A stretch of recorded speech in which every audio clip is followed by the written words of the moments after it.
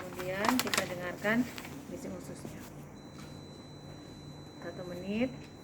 Kemudian kita dengarkan, misalkan kalau kita mau dengarkan dari sini, kita bisa mulai ini begini gitu ya, silakan, tapi polanya adalah seperti itu. Kita dengarkan pada renal kanan apakah ada bunyi abnormal atau tidak, pada aorta dan renal kiri, kemudian di iliaka kita dengarkan, dan iliaka yang kanan, bising ususnya bisa kita dengarkan. Auskultasi, setelah auskultasi kemudian kita lakukan perkusi. Perkusi itu biasanya menentukan batas hepar. Kan kita perkusi dulu bunyi dari sonor ke redup di garis mid clavicula.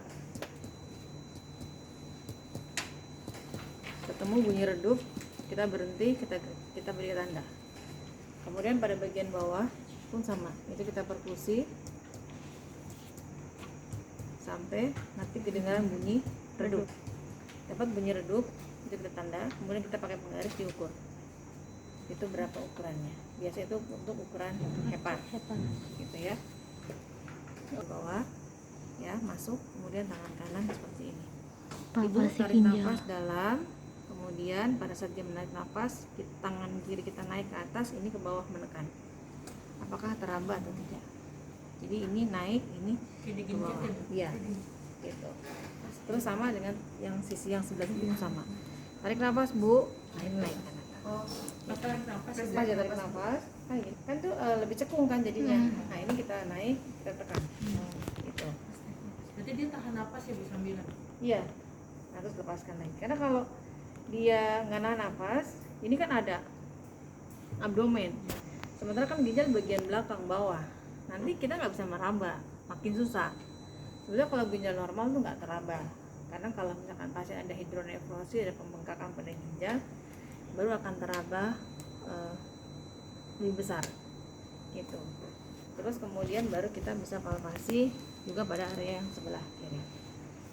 Nah kemudian pada ginjal kita bisa misalkan untuk perkusi. Misalkan pasiennya minta bangun, kemudian kita temparkan tangan, Ibu nanti rasakan ya ini sakit atau tidak, kiri dan kanan, seperti itu. Itu perkusi ginjal. Kalau tadi palpasi ginjal seperti ini.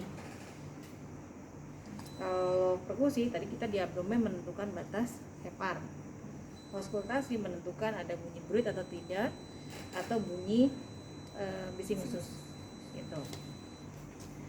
Terus kemudian setelah dari abdomen kita bisa lihat tadi ini pada sistem cerna, ini bisa kita lihat apakah ada palmar erythema. Kemudian kalau di sini tadi ada kaput medusa ya, jangan lupa. Ini ada kapiler pada inspeksi ada tidak jari tabuh atau clubbing fingers. Jadi ujungnya kan besar, ada clubbing fingers ya. Kemudian juga kita bisa langsung palpasi juga pada tangan, dicek capillary fill time-nya berapa. Kemudian diraba apakah dia teraba hangat atau dingin, gitu ya. Kemudian pada kaki, pada daerah pada kuku pun Anda bisa cek apakah ada koilonychia atau tidak, atau kuku seperti sendok. Jadi kalau dilakukan begini itu harusnya nyatu. Oh, dia ada berjarak gitu, karena bentuk kukunya seperti sendok. Biasanya itu gangguan vaskuler, jadi ada perubahan. Nah pada ekstremitas bawah, pada area kaki, kita lihat apakah ada edema atau tidak, ya, bengkak atau tidak nih pada pasiennya. Kemudian lihat adakah sianosis ataupun pucat pada area kaki. Kemudian cek edemanya. Setelah itu kita palpasi, kita tekan edemanya itu biasanya derajat berapa, kan kedalamannya akan menentukan derajat berapa dari edema tersebut.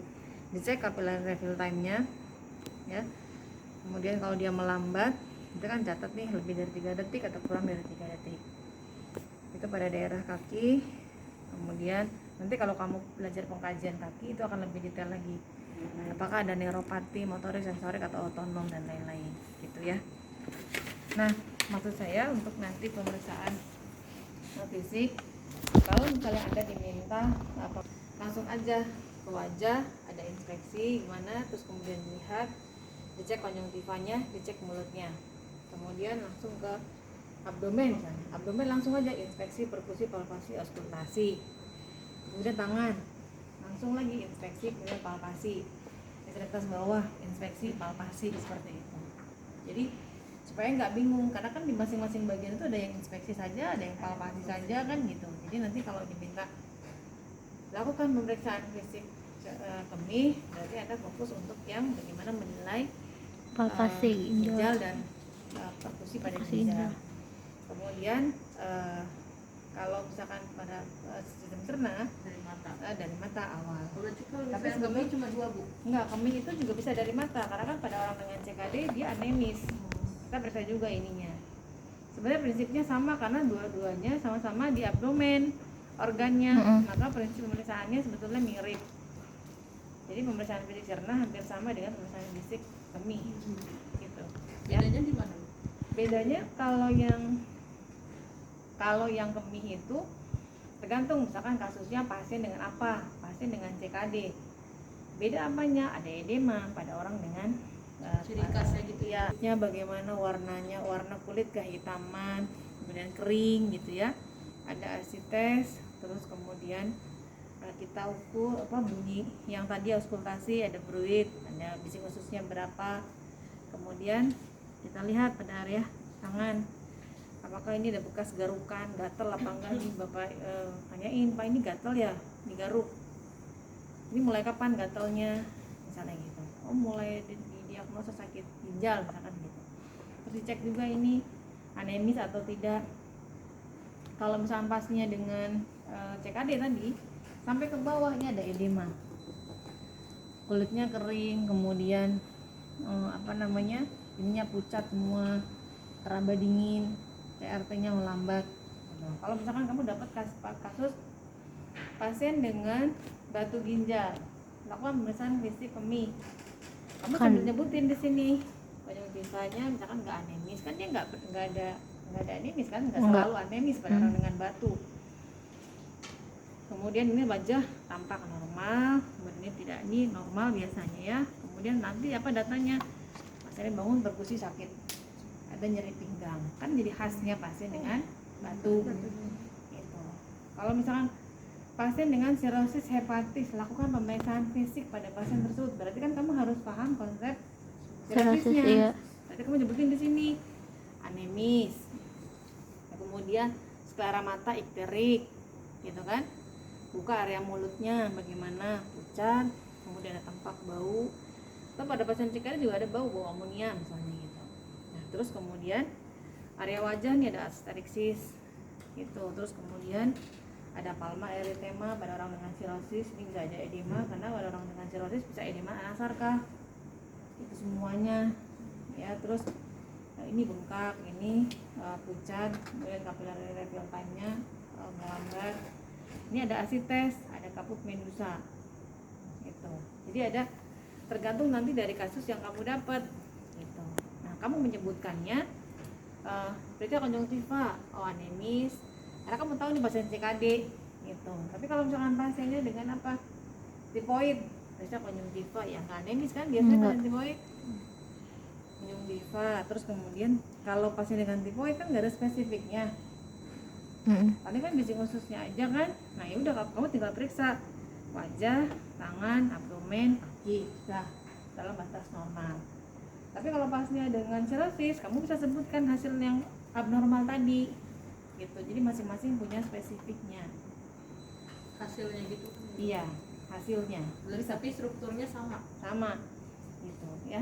Cuma prinsipnya adalah kalau sudah infeksi pada abdomen jangan lakukan palpasi, langsung auskultasi. Jadi salah gitu ya. Itu untuk pemeriksaan fisik. Ingat, ada penguji yang nanya di mana auskultasinya, sebutin aja titiknya.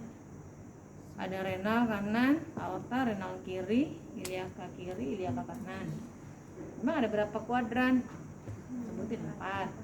Ada berapa regio? 9. Apa aja? Mungkin itu bagian dari yang akan dia tanyakan. Gitu ya. Masih ada bengkak, kemudian juga masih terlihat dicat ya, ini banyak ada bekas larukan barangkali gatal ini ya. Nanti kita akan coba kumpulkan datanya supaya bisa mengatasi permasalahan itu. Saya kira cukup Ibu. Saya akhiri saja. Assalamualaikum warahmatullahi wabarakatuh. Silakan dilanjutkan istirahatnya. Kita buka scaremnya, kita hasilkan tangan dokumentasi. Selalu seperti itu untuk setiap prosedur pada saat kita masuk ruangan, ya. Jadi